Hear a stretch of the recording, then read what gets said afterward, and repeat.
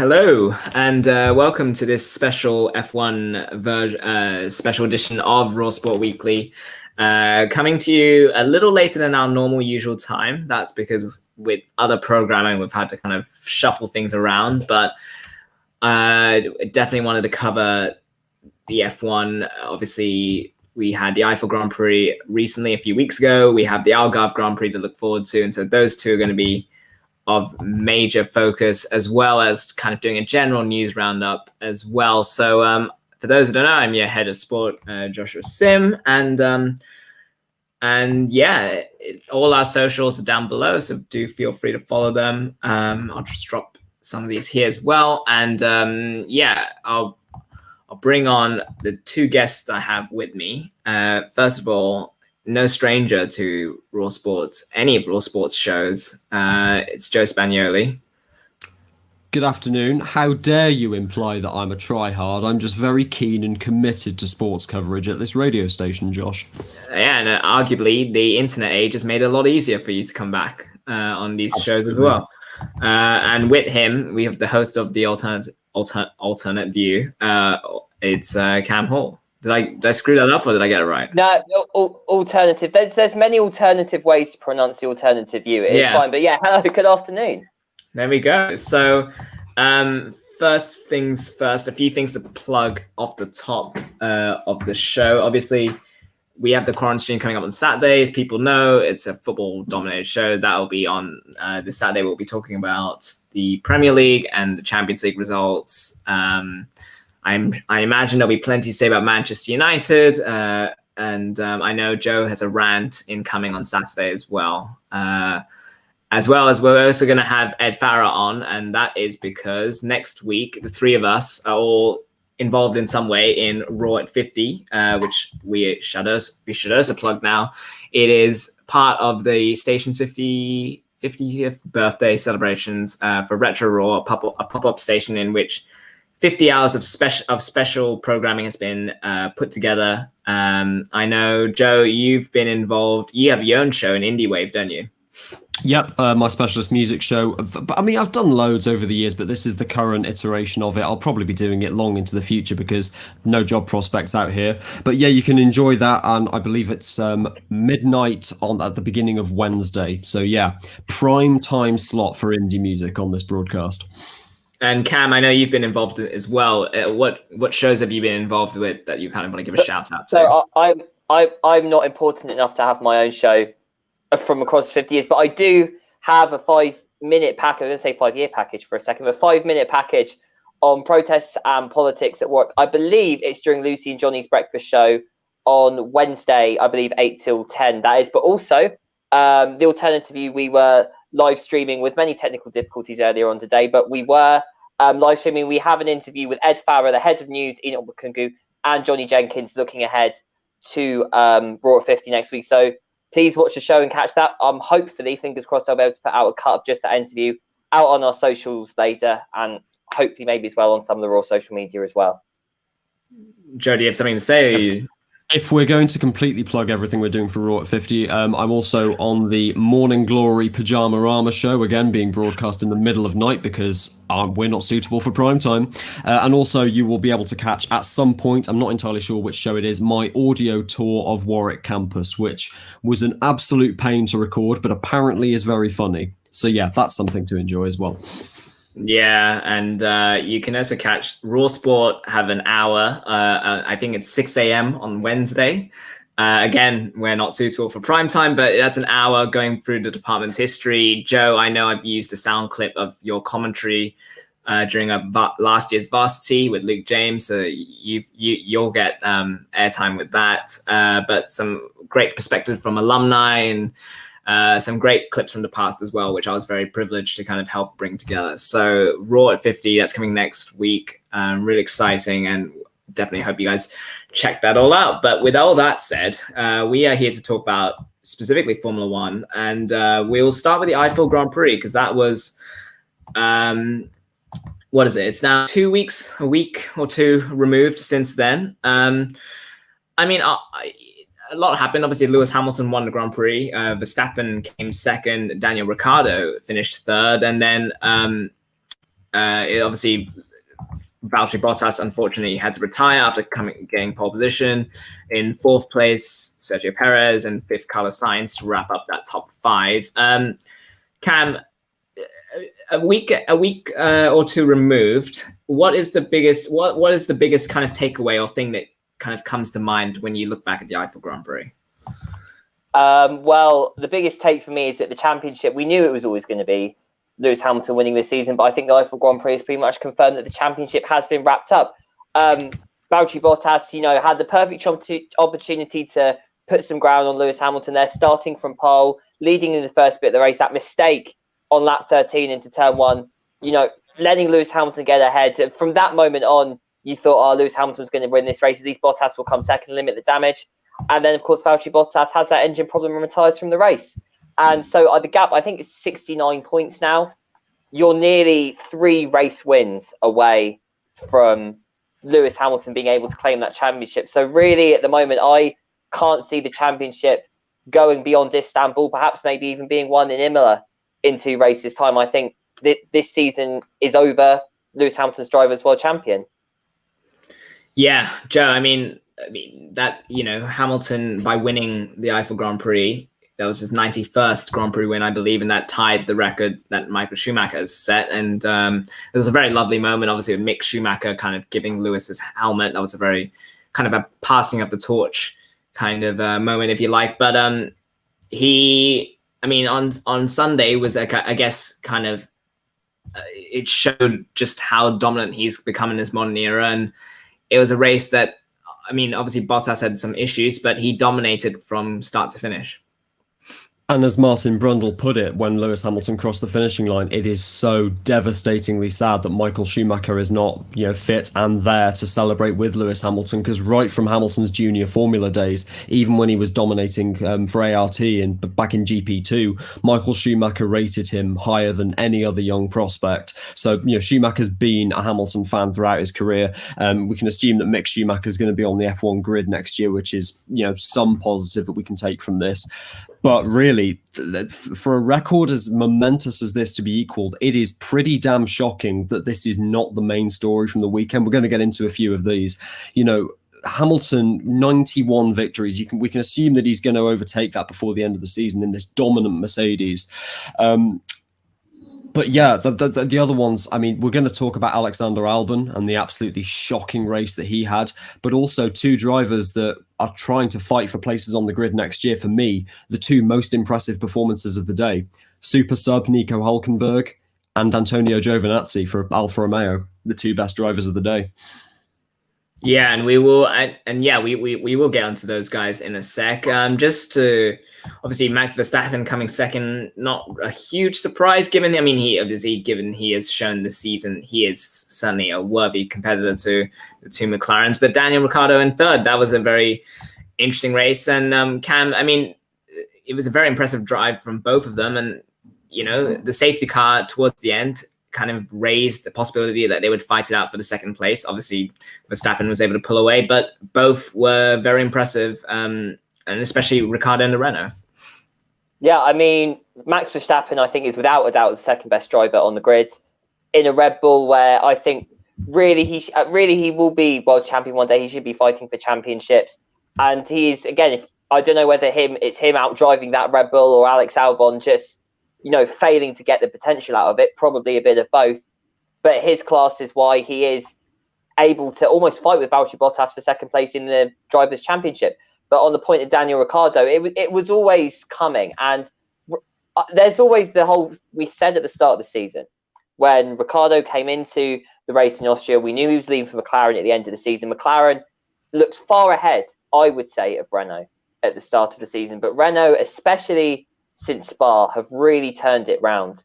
And one of the things that's been noticeable about Renault's performance is that their strengths have been on all circuits. They've been able to perform on the circuits like Spa and Monza, where you need lower downforce, but on a circuit like the Nürburgring, where you need that higher downforce through the corners, to be able to get that podium, it's not just testament, I think, to Ricciardo, who is, I would say, in my opinion, arguably in the top 5 drivers, but unarguably in the top 5 drivers on the grid at the moment, and really should, at his age and his prime, have had a fight for a world championship in him. But also, I think looking ahead to next season as well, for him going to McLaren now, for the way Renault have been performing, for Fernando Alonso to come into that team Alpine next season, that's going to be really exciting, and the progress they've made. I don't know if Ricciardo will be regretting his decision to go to McLaren, but of course, perhaps the biggest story from this Ricciardo podium that we haven't mentioned yet is Cyril Abitable's tattoo. I personally hope, I'm thinking it will probably be a honey badger, I think with like a tankard of beer or something to give it that German flavour. But no, on a serious note, Daniel Ricciardo has always been a highly rated driver, and I think this result always proves that. And I think maybe it starts to raise questions about whether his move away from Renault was a bit premature. Yeah, I mean, you mentioned, Joe, let's take it on an unserious note. What do you think Cyril's going to get tattooed? I am hoping for a shoey with some German beer, but I that's quite hard to depict by tattoo. But what do you reckon? Considering the way he treated their second driver at the end of last season, ditching him for Esteban Ocon, I'm hoping that it is a motif of Nico Hülkenberg's face in high definition, as punishment for never giving Hülkenberg, who I think is one of the most impressive drivers over the last 10 years, the car suitable to get an F1 podium. So yeah, I'm hoping it's just Hülkenberg's face. It's quite a difficult one for Cyril to explain to his missus when he comes back from the tattoo parlor. Okay, let's talk about, you both brought up, so let's talk about Hülkenberg. Obviously, you heard the anecdote. He talked about how he was going to the Grand Prix anyway to do media duties, I think, and then got a text message very early in the morning say, you're being called up for this one race. And we now know Lance Stroll has tested positive for coronavirus, and so that's why he was unavailable to race during that weekend. But Joe, how difficult is it for someone, to kind of step into a Grand Prix at very short notice, and how much can you commend Hülkenberg for the job he did throughout the weekend? Well, the first thing I'll do is commend Hülkenberg for turning up in the first place and how he did so. The story literally is he was having breakfast in Cologne when the call came through from the Racing Point team asking him to replace Lance Stroll. Videos have come out on the F1 official channels of him rocking up to the circuit in his Porsche 911 GT2 because it's Nico Hülkenberg. But his conduct throughout the weekend was nothing short of fantastic. What you've got to remember about the Eifel Grand Prix is that we haven't raced at the Nürburgring since 2013. We haven't raced there in the hybrid era, and we haven't raced there in these ultra wide cars that were introduced in 2017. So in every level, this is a difficult track to adapt to. However, the drivers that were slated to compete this weekend for Racing Point, Sergio Perez and Lance Stroll, you can pretty damn well assume that they've done extensive simulator work going into the weekend on account of the fact there was no other way of preparing. You're not allowed to test there in the off season.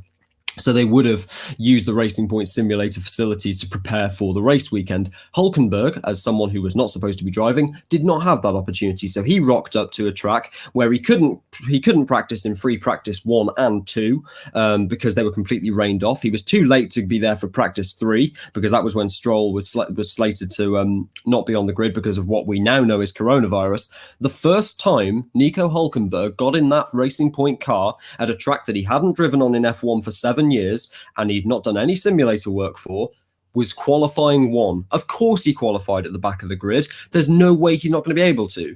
The setup was for Lance Stroll and based entirely off data because there was no on-track running for him. The car was out of temperature. He hadn't driven there for ages. Of course he was going to be at the back of the grid. What he did in the race was nothing short of exceptional.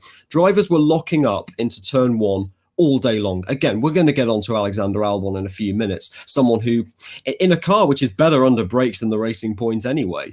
But Hulkenberg maintained his tyres exceptionally well. He battled well on track as well. He defended well against superior cars, which is something that Hulkenberg has always done, for me, better than almost anyone else on the grid. And then, the conservation of fuel, conservation of the car's energy, and you could just sense that towards the end of the race, when other cars in that mid-table area were beginning to fade away, his Racing Point wasn't, because Hulkenberg is such a smooth driver, because he has a conservative edge to his driving style. And what it meant was that, when he crossed the finishing line, 8th place, from 20th on the grid, and a race that didn't have a huge amount of retirements. Granted, there were quite a few mistakes, but it's, this was not a case of him. This wasn't a race of attrition for Nico Hülkenberg. He was fast, he was consistent, and he was conservative with the car. It was a barnstorming performance from start to finish in uniquely difficult circumstances for him. And I'll say it right now, I think it's the most impressive driver of the season. I don't know if you'd agree with that, Cam, but circumstantially at least, I can't think of a driver that's overperformed to that extent. I'm struggling as well. I think it is very much circumstances. I think the thing with Nico Hülkenberg is I almost think people had started to write him off. I think especially by the end of 2019, here is this man who had won everything in the junior formula. When he started in F1 in 2010, and he'd won GP2 so resoundingly, we were all expecting these big things from him. And yes, we had that glimmer of him taking that pole in Brazil. But it was really that 8-year stint he spent at Force India, then he spent at Renault. And it was just relentless consistency. And the fact he never got a podium, despite getting loads of fourths and loads of fifths. But people remember the mistakes. You see much more videos, say on YouTube, for example, of Nico Hülkenberg crashing out and missing opportunities to get podiums, then you do just that relentless consistency. And it's that served him so well in this race. And I think one point to make is that I think obviously, yes, the car wasn't set up for him at all. Yes, no one had raced on that track for a few years, but don't take that away from the fact that maybe there was a more level playing field. I don't know if it was a case if we went to a track like Spa or Monza, for example, where a lot of these drivers will have driven there in their junior formulae, whether perhaps Hülkenberg may not have had such an advantage just because he's not that used to the machinery, but don't take that away from him. It's a fantastic drive, and it really shows two things. It shows why Renault should never have let go of him last season. I thought, yes, Esteban Ocon is a good driver, but I do think it was very premature to just get rid of Nico Hülkenberg, someone who has been relentlessly consistent and close to that podium over the time. And I think secondly as well, he has to be on the grid next year. He has to have an opportunity to kind of live to that potential. I don't know if that's something you'd echo, Joe, but certainly he needs the opportunity for some point to live up to that potential. And I think if he's off the grid for one more season, I think a team is just going to miss out on him. I'm gonna jump in on this as well, because you say he has to be on the grid next year, and I completely agree with you. We may well discuss which team he should indeed be signed by, Red Bull. But if you're looking at other opportunities for Nico Hülkenberg, obviously he's a Le Mans winner with the Porsche Le Mans program. Mercedes linked, indeed he was considered to replace Michael Schumacher at Mercedes for the 2013 season. Lewis Hamilton ended up being the driver they signed on Niki Lauda's advice. Hülkenberg, with the exception of F1, there aren't really any opportunities available for him. He's an established prototype and Le Mans Series driver, but the LMP1 category is completely destroyed now. Porsche don't have a car, so he can't go there. You could maybe do a Pascal Wehrlein and go into the DTM, the German Touring Car Championship. Oh wait, Mercedes have stopped entering it now. Even Aston Martin, who fielded some cars last year, they're not in it anymore. So that's a manufacturer link that doesn't exist for Hülkenberg anymore. His prospects have been absolutely gutted over the last couple of years, and yet he still puts in performances like this. You're absolutely right, Cam. Yes, the circumstances were terrible, and I'm sure, Josh, you've seen the highlights, you've seen his charge through the field. I mean, I cannot think of another performance this year that impresses me that much. He absolutely has to be on the grid next year. Yeah, I've had this discussion with a few people. It's tough. It's a tough one. If someone asked me, I would say his best shot at drive right now for me, and it's unfortunate because they're not cars that are going to be challenging at the front, but it is sort of a Haas Alfa Romeo type seat at the moment, because I don't know if you guys agree, but I don't see Red Bull. I'm guessing. I mean, I don't see Red Bull kind of turning away from their youth first policy. Not at this. I mean, unless because it would be a major step for them if they were to do so. But it's Hülkenberg. It's an interesting dilemma, and he's definitely shown he deserves a seat. It's just it's unfortunate. But also, I mean, you could apply that to a lot of drivers as well. Sergio Perez, who finished fourth in this Grand Prix, he also doesn't have a confirmed seat at the moment. So again, it's a shame, really, isn't it? That the middle tier of drivers are kind of being lost out at the moment.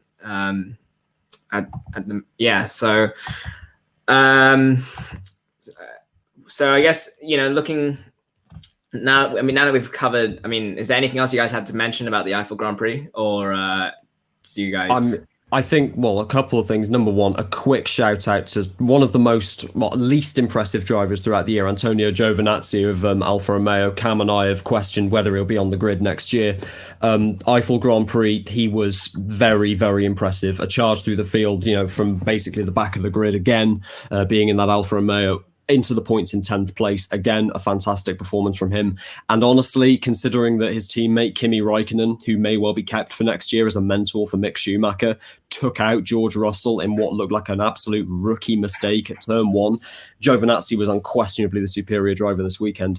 I think you can't move on from the Eifel Grand Prix though, Josh, without discussing Alexander Albon. And it is tied to the Hülkenberg situation and whether there's a Red Bull drive for next year. Alex Albon had absolutely the worst race of his F1 career. A few weeks ago, I'm on record as saying that I think there's a good chance Albon won't be on the grid come 2022. I think he'll make it for next year, whether that's in Red Bull, AlphaTauri or someone else. But he has had... It's not just the fact that he's off the pace of Max Verstappen in that Red Bull like Gasly was last year. He's also making stupid mistakes. He's an erratic driver as well as a driver who's off the pace. And Helmut Marko will not stand for that. Absolutely not. I'll just pick up in my next speech, I'll pick up a summary of everything that he got wrong in the Eifel Grand Prix because it is an exhaustive list. Fine. I thought you were going to dive into it, Joe. I will in a second. I've just got to find it because it genuinely is that long. All right, I'll buy you some time, Cam. Albon. I look at his record. This is his second retirement in his young career so far, in his young Formula One career so far. He has had some ups and downs. There's no doubt. He's also had some very good results. Say what you want. Obviously the Tuscany Grand Prix, should he have finished higher than third place? There's an argument to say he could have, but that was a first podium. That was a momentous kind of race for him. Fourth in the Styrian Grand Prix and a couple fifth places here and there as well. Are we jumping the gun to kind of criticize Albon, or is this something that has been coming for a while? I think this sort of criticism is in very many ways the same ways that Pierre Gasly was heavily criticized, in the same ways that Danny Kvyat was heavily criticized before he got dropped from Red Bull. And the thing is, there have been some very good performances. The thing with Alex Albon, which Pierre Gasly didn't have that sort of run to the podium where he missed out. Brazil 2019, Austria 2020, the start of this season, Alex Albon had arguably the perfect opportunity to get second place in Brazil. That got taken away from him by Lewis Hamilton. And then obviously in Austria, I believe he would have won that race, given the issues Mercedes were having, had he not been taken out by Lewis Hamilton.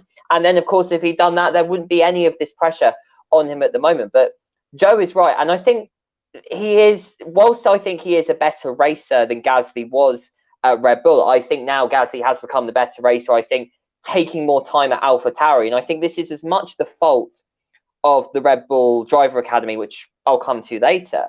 But I think really to all this pressure on Albon is a good racer. We've seen it throughout the junior Formulae, and we've seen it in his time whilst he's been in Formula One. The problem is, as Joe has said, he's been very erratic. He's been very error prone. And especially when your teammate is Max Verstappen and you literally have less than half of the points that he has got in a car that is capable of winning races, in a car that ideally you want to be challenging the Mercedes with. I think the potential is there. He's just not that reliable second driver. And if Red Bull want that reliable second driver who's going to pick up a consistent haul of points, but also vitally, when Verstappen's not there, pick up the pieces. Now, Albon did that in Mugello, but he didn't make it easy for himself. He was, constantly having bad restarts and having to overtake his way through. And I think a lot of it is Red Bull just needs someone who's going to be more consistent. I think a lot of that's the fault of their driver program and the way they've gone through drivers and the way they treat them. And the fact it's just a massive pressure cooker as well. But I think you do have to put it on the individual driver as well. And Joe, if you have got that list of Albon's mistakes, it would be great to just hear just how much of a calamity and how error-prone it is and how much it's holding him back. Yeah, I mean, I can go through it because I honestly believe this is a 2 out of 10 race performance at the absolute best. Obviously, he was off the pace from Verstappen in qualifying, not to the extent that he often was, so credit to him for that. But obviously, the most high-profile incident with the race was the collision that he had with Danny Kvyat in the Red Bull second, like the second team, going into the final corner. So here's the summary from a YouTuber, PB. Albon destroyed Kvyat's wing and race, locked up and ruined his soft tyres, so he had to pit very early, far earlier than Red Bull had intended, then locked up and ruined his medium tyres, so he had to pit again earlier than expected, got passed by both Renaults, by Perez in the Racing Point, by Lando Norris and the McLaren, went wide at turn 1 more than once, on fresh tyres, could not pass Pierre Gasly on old tyres in a much slower car, nearly locked up and went into Gasly, who again is another Red Bull contracted driver at turn 1, then complained that the AlphaTauris were racing him so hard that as if they're not allowed to, being in what is a separate team officially on the grid. Now, obviously, he was pulled in the race, and what we've now discovered is that we believe a stone went into the radiator of the car, which was causing the temperatures to rise.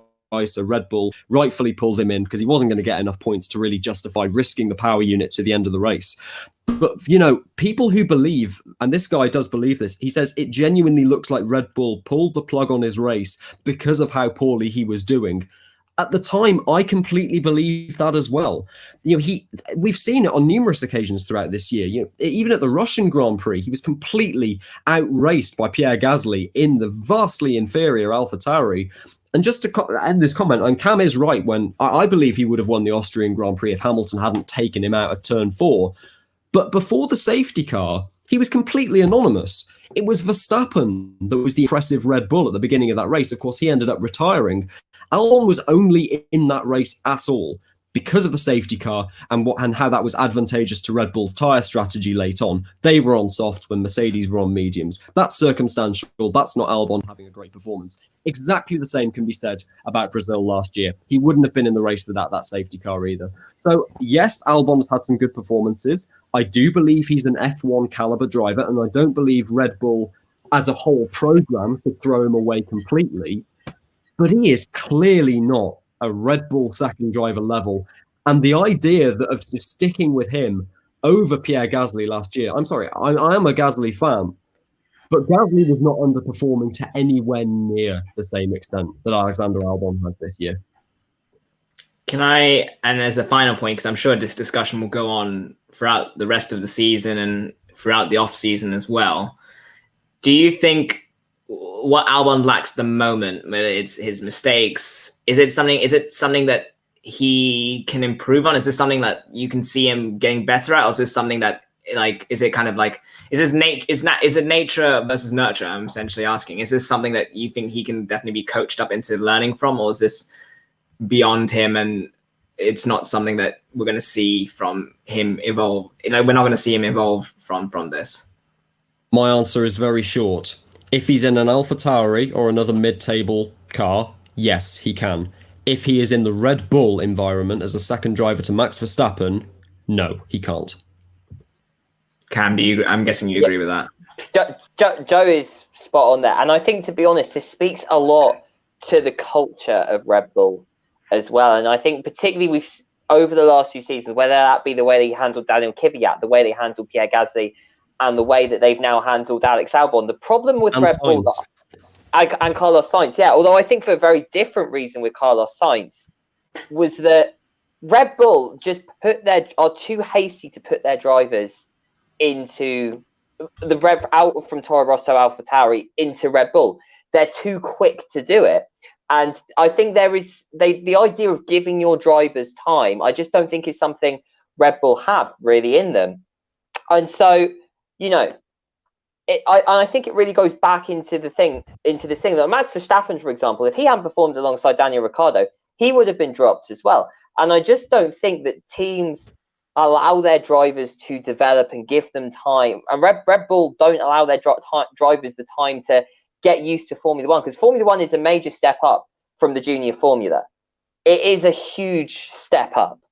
And so the problem they've got is that they're putting these drivers into the second team, and they're getting, I would say, almost 2 or 3 brilliant races. Yes, they're really consistent drivers. Gasly was really consistent in 2018 and had a couple of really good races. But drivers need time to bed into the cars. They're not all going to do a Charles Leclerc and go to the big leagues and by half a season later start winning races. Or even from Leclerc's case, was challenging pretty much for pole positions early on. And so Red Bull really need to have a look at the way they use their young drivers, the way they nurture them. And more importantly, they need to keep their drivers in Toro Rosso, AlphaTauri much more longer. Red Bull haven't signed anyone to either Red Bull or to AlphaTauri since 2008 was the last time that either of those teams signed a driver from outside the program. And the reason I bring that up is that certainly in Red Bull's case, Red Bull, if you have a driver who's had one season in Toro Rosso like Pierre Gasly had, and you need to fill a second Red Bull seat, don't necessarily feel you have to promote from inside your team if the driver isn't ready yet, if the driver needs more time. Because I would say Pierre Gasly's debut season was nowhere near as impressive as Charles Leclerc was, and he hadn't had that record of Charles Leclerc in the junior Formula of just being, miles ahead of every other driver. So Red Bull really need to treat their drivers a lot better, give them that time to develop before they put them up into that Red Bull seat. Because as we've seen with Max Verstappen and the way he's just a class act ahead of, I would say, most drivers on the grid, but particularly the teammates in Pierre Gasly and with Alex Albon, it's going to kill those drivers it's going to kill their confidence.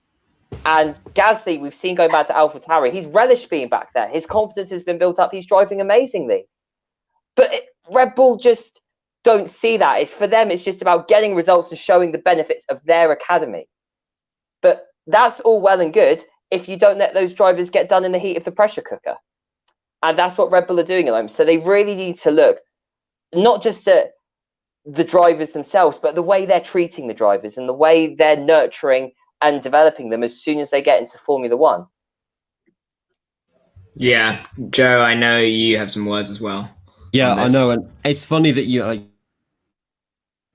you mentioned lost Carlos Sainz because of the way they treated him. He's now going to be a Ferrari driver next year, so that is technically he's not a Ferrari Academy driver, but that is a rival organization to Red Bull, certainly a potential championship rival.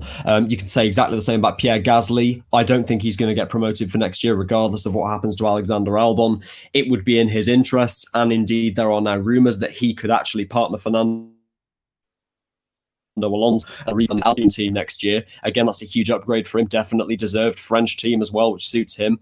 That's another driver that they've lost. They may well lose Albon in years to come as well. And the result of this, but bear in mind, there's a good chance that they won't be able to hold on to Max Verstappen if Red Bull can't get closer to that title. As the moment that Hamilton's out of the way, Mercedes make a move for Max Verstappen for commercial gains, if nothing else. But behind him, these are the Red Bull junior drivers at this moment. Yuri Vipstonian, who's currently an F2 driver, but only part-time because Sean Gelael in the Dams team was unavailable, so he's part-time. You've got a few Formula 3 drivers like Jack Doohan and Dennis Hauger and Igor Fraga, who haven't had great seasons by any means. Yuki Tsunoda, of course, who is an F2 driver, has the potential to be promoted next year, is very impressive for Carlin. But his teammate is also a Red Bull Junior Academy driver, Jehan Daruvala, who, as a result of Red Bull favouring Tsunoda so much, has been completely let down by Carlin in F2 this year, even down to the ridiculous comments that his race engineer was making to him at the Silverstone race. What am I supposed to do? Just drive fast. Yeah, that's going to be really helpful for a driver in the middle of a race context. So yeah, Daruvala's being let down by Red Bull before he even gets into Formula One, assuming he ever does. The only other driver that's left is last year's Toyota Racing Series champion Liam Lawson, who, granted, has had a pretty damn impressive year in Formula 3, but how much further is he actually going to be able to go? And if he does get to Red Bull at 5 years and Verstappen is by some miracle still there, he's going to be treated exactly the same. Gasly, as Albon, etc., etc., etc. This Verstappen policy, yes, he's one of the best drivers on the grid. Yes, you need to hold on to him. And yes, it makes sense to have a case to him. not if it means you lose absolutely all of the other ammunition that you have, because right now, Red Bull's Junior Academy looks almost as depleted as the Mercedes one does. Genuinely. Yeah, I sense this is a discussion that's not going to go away. I sense this is a discussion we're going to be continuing for weeks and months to go. But interesting you mentioned Mercedes one. Yeah, maybe not for this show, but it'd be very interesting to do a deep dive comparison. Obviously, you look at Mercedes, they had Esteban Ocon sat out a year, had to sit out a year, and then get a drive again.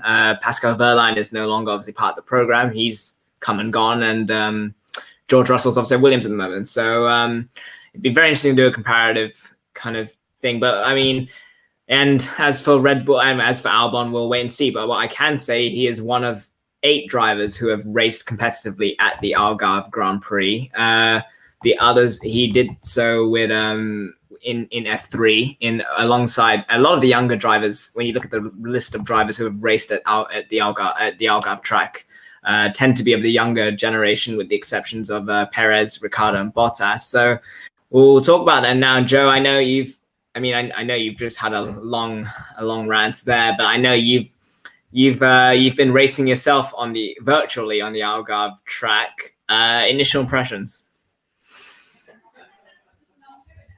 Yeah, I mean, well, I have done. I can probably simulators on the Algarve track in any variation of it probably takes up almost a day of my life so far, in like 24 hours worth. The amount by myself or online. I absolutely love the track. It was, for a little bit of context, it was built as an F1 testing venue before, sadly, the regulations changed in 2009, which outlawed in-season testing to a much greater extent. As a result, the track is mostly used for like GT racing, junior formula, as you've alluded to.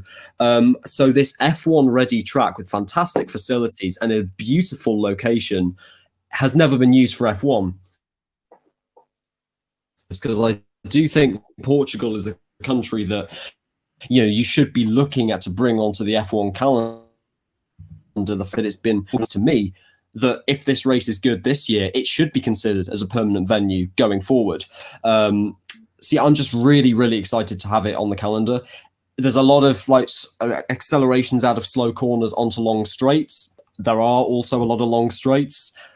I think it suits Mercedes. That shouldn't be a massive surprise. I do fully expect either Hamilton or Bottas to win this weekend, but it's a track that is wide enough, flowing enough, and technical enough to actually generate some really good racing. And I've been simping over this circuit for a long time, Josh. You will know just how excited I am about the Algarve Grand Prix this weekend. I cannot wait to see drive around Portimao. Simping over the Algarve Grand Prix is a phrase I did not expect to coin today. Cam, I mean, it's a very fast track. I'm looking at a recent interview that their track CEO has given, and he says that the simulation has said a pole position lap would be about a 1:14, which is certainly on the quicker side to the tracks we have in the calendar. So I mean, you look at it's a new track from a lot of the grid. However, there's a significant portion of drivers who have raced here. Does it? I mean, all that aside, does it matter in terms of predictions? Do we still expect Mercedes to kind of be the top dog come this Sunday?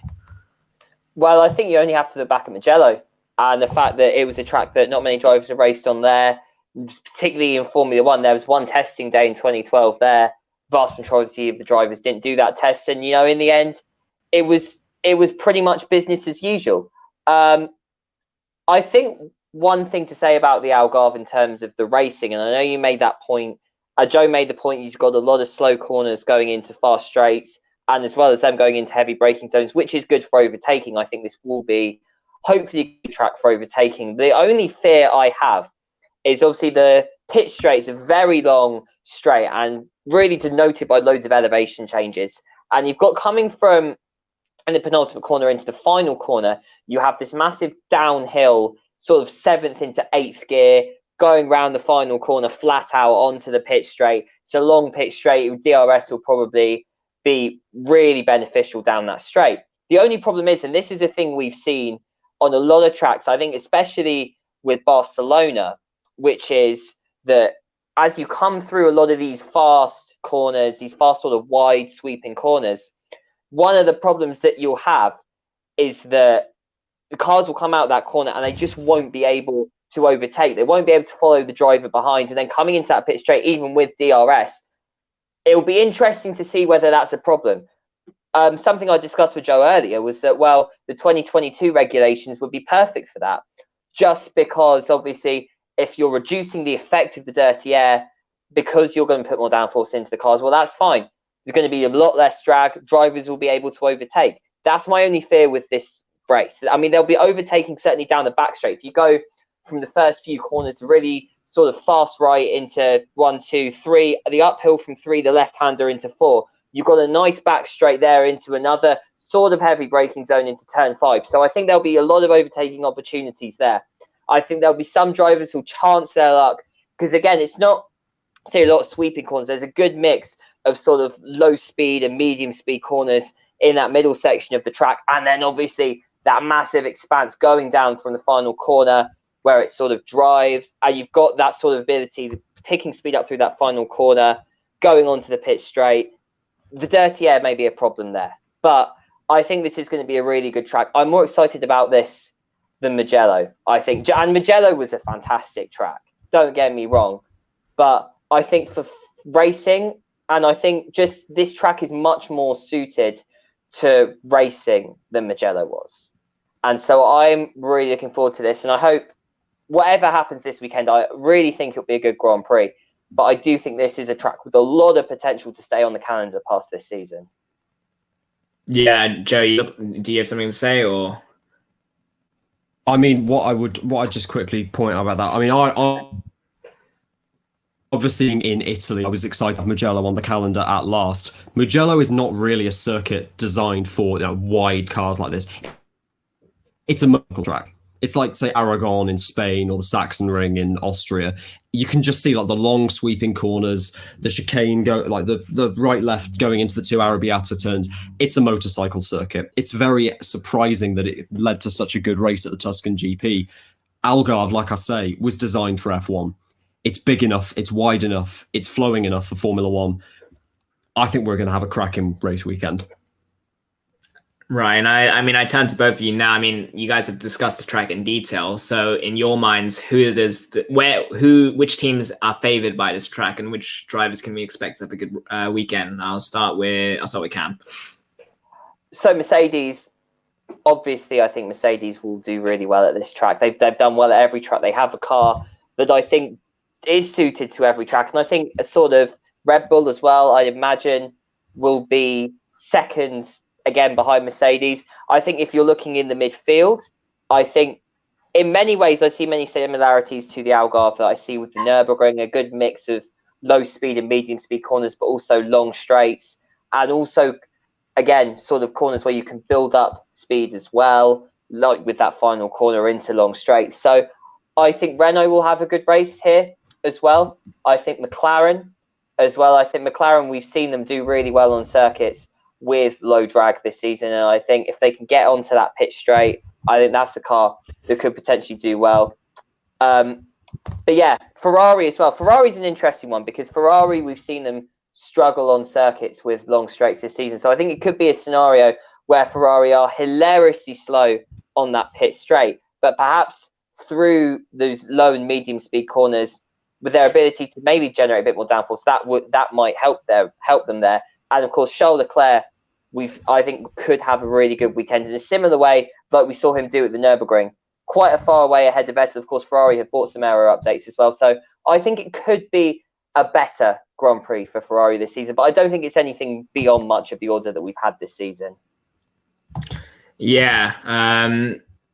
Joe, I mean, I will ask you for a few drivers to look out for, but I know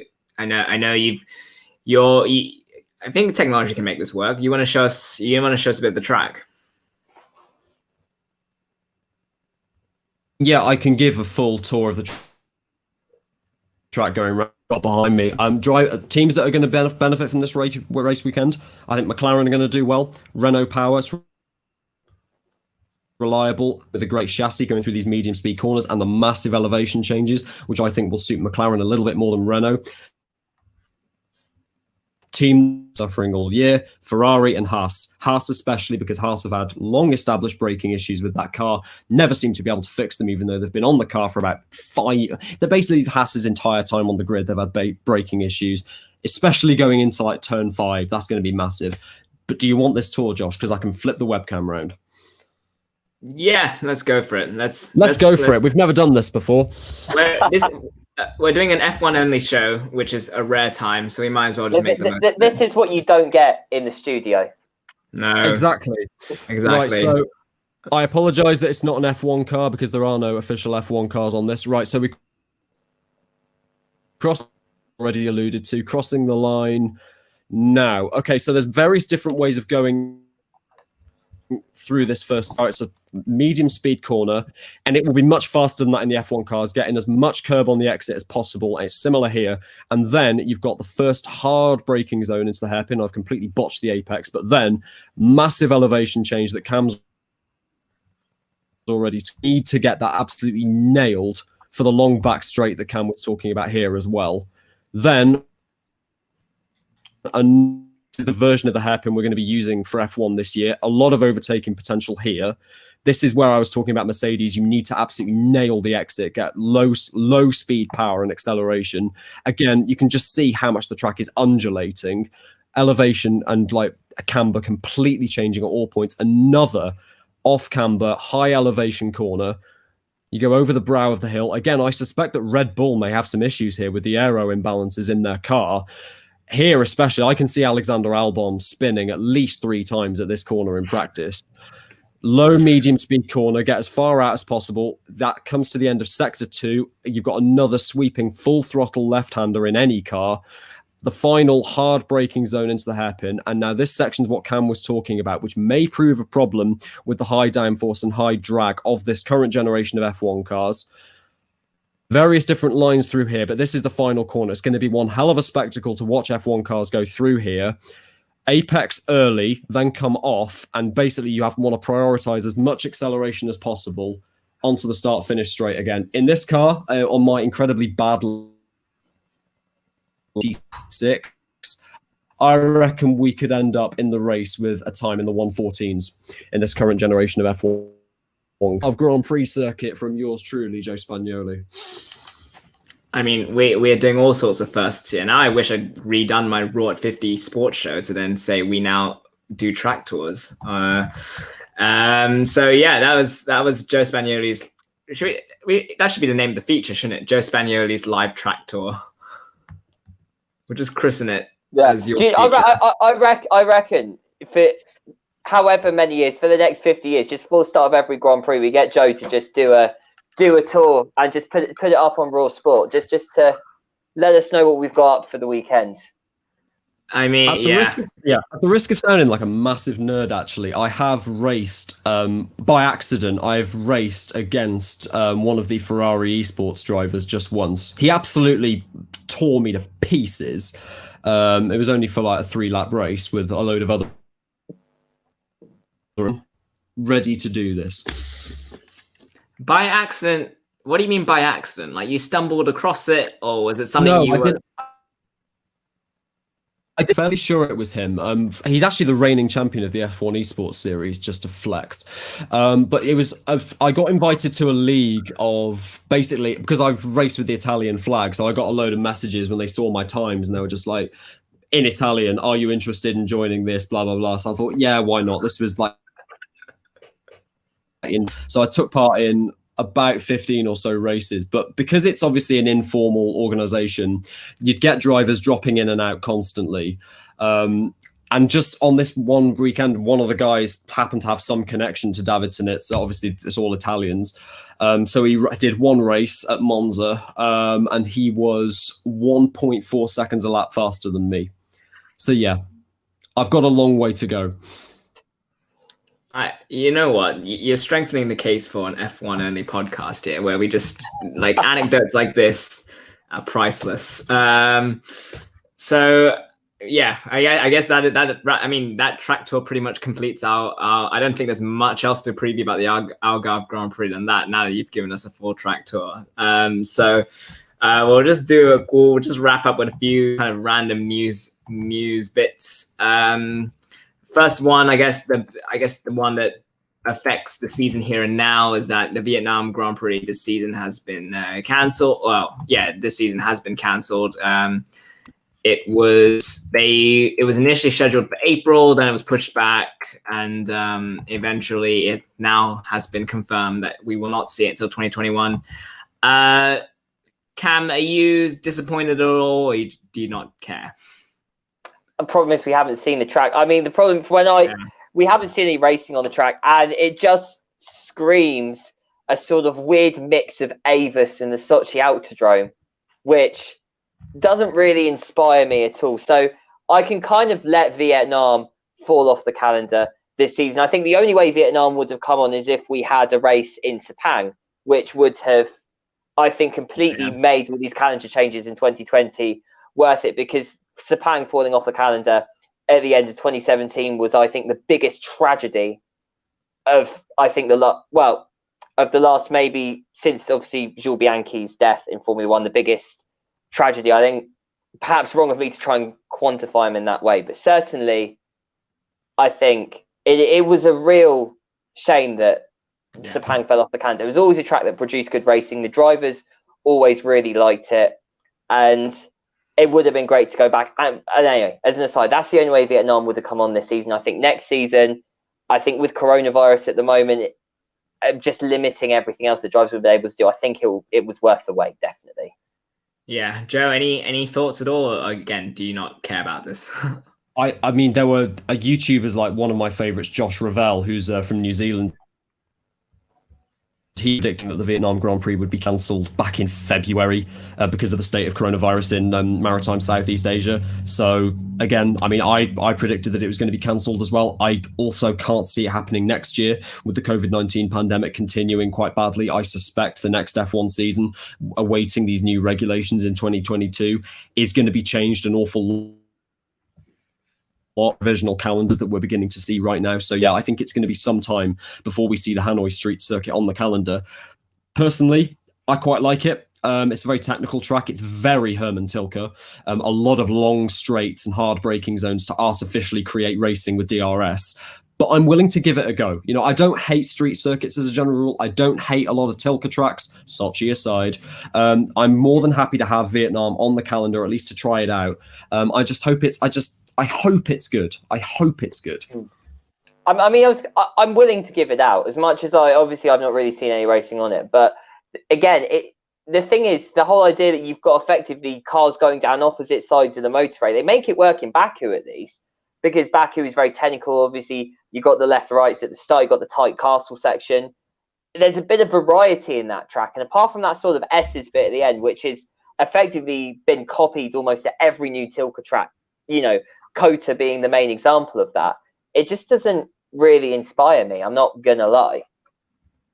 Yeah, I mean, it's understandable. I mean, there's so many, you know, tracks nowadays, and we're seeing a resurgence of some tracks from the past now this year, and you add that to all the new tracks that are set to come up and potential ones. Like, you hear reports of maybe a Miami street circuit. You hear reports of different tracks. Saudi Arabia have been linked with a potential Grand Prix as well. So yeah, it's very hard. I mean, it's what did I say, Joe? Was it Saudi Arabia, Miami? I just disapprove. Like, Miami Street Circuit is going to be the new, like, New Jersey street circuit thing. They're going to say, oh, it's going to be on the calendar next year.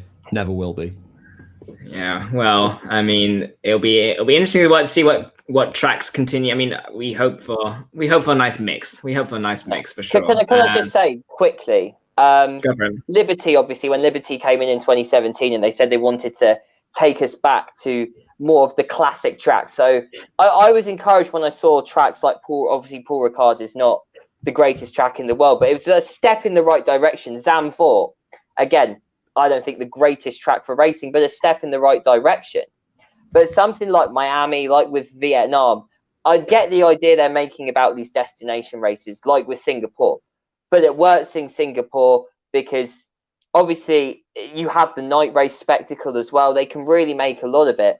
And the track, I think, in Marina Bay isn't that bad either. I think it is a good track where you can have a lot of good racing on. So I would rather Liberty focus on more classic tracks or the more permanent circuits like we've got with Portimao, with Istanbul, with Imola. Take advantage of this season, see how what the racing's like on these tracks, and bring them back, whether that means you rotate them over the next, like you take some tracks off per season and bring some on. There's so many tracks that could be on F1, and there's even ones we haven't mentioned. Hockenheim, for example, how that doesn't have a permanent spot on the F1 calendar, I don't know. Yeah, and obviously it coincides with reports about the Rio Grand Prix, which we'll discuss another time, I think.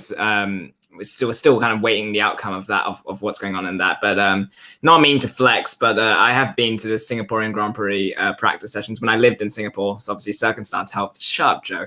But the point is that the novelty of it being a night race and it being a street circuit kind of, I think it bolsters its attraction of just because of the novelty, because of the uniqueness that it is. So certainly I'm in favor of maintaining that uniqueness about it.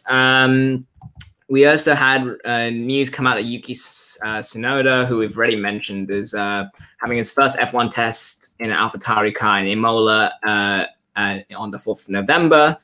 Again, just quick reactions. Does this mean anything, or is this nothing? Like, how significant is this? Joe, you look like you've got something to say.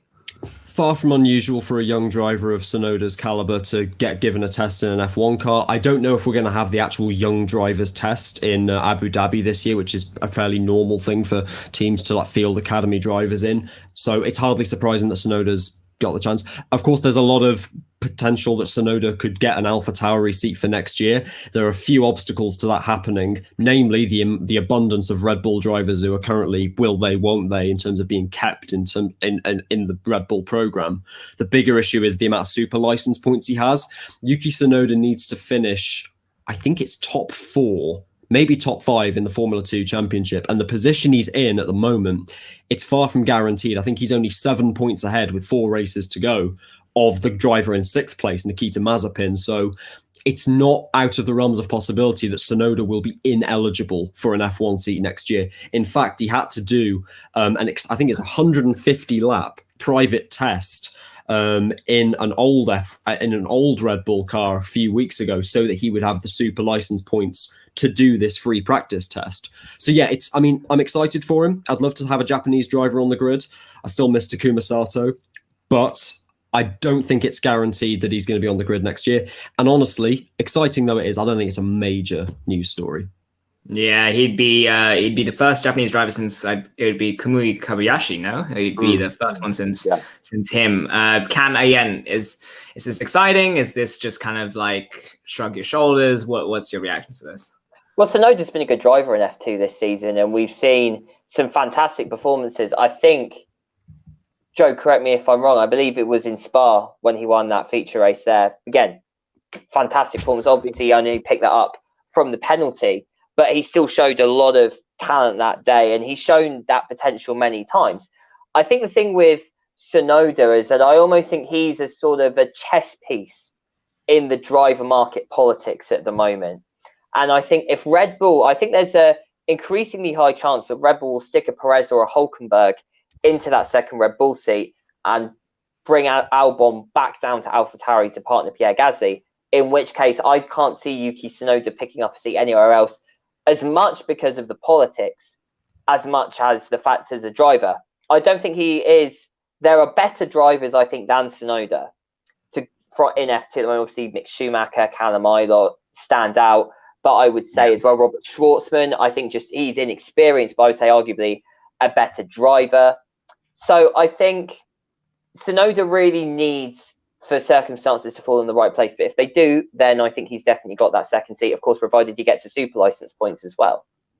Yeah, it's a shame. I mean, we should mention it was a shame that Mick Schumacher, obviously, and Callum Ilott were meant to drive at the first practice session for the Eifel Grand Prix, but that got cancelled due to the weather and due to Friday being called off. So, shame we didn't see that. But again, those two names and Tsunoda, I guess, will remain in the mix for the next few months or so as speculation about next year's lineup continues to build. I guess we'll probably wrap it up from for here. So again, big thanks to both Cam Hall and Joe Spagnoli for both coming on this kind of bonus F1 special of the Raw Sport Weekly. We'll be back on Saturday with a Quorum stream. Next week, it would be an interview, so I'm in the process of setting that up. And actually, we would, you know what, I think this has gone so well, Joe. We will probably do this because Imola's the week after, so we probably need to do an episode in between to recap Algarve and preview Imola. Yeah. My home, it's not my favorite track by any means, but it's the Emilia-Romagna Grand Prix. That's my home region. You have no idea how excited I was when it was announced that Emilia-Romagna was getting the Grand Prix this year. Well, if you can get us a track tour of Imola, we'll make this happen. We'll do it. We'll do a second one-off F1 special of the Raw Sport Weekly, but that'll do it for today. Final podium predictions can I have from you guys before we sign off for Algarve? I'm going to guess Hamilton will be. I'm assuming no accidents. I assume the 2 Mercedes will be up there. Cam, do you have a 3-driver lineup you can give me? I think it will definitely be Hamilton, Bottas, Verstappen. The only I guess way that it could differ is do you put Bottas or Verstappen in second? But in a normal weekend, it is that top 3 as ever. Yeah, Joe. Hamilton, Bottas, Ricciardo. Oh, okay, interesting. We will find out what 3 we have standing on that podium on Sunday, and so that will do it for us. We'll see you on Saturday for the Quorum stream, and we'll be back next week, probably talking about this Grand Prix. So until then, we'll see you until our next show.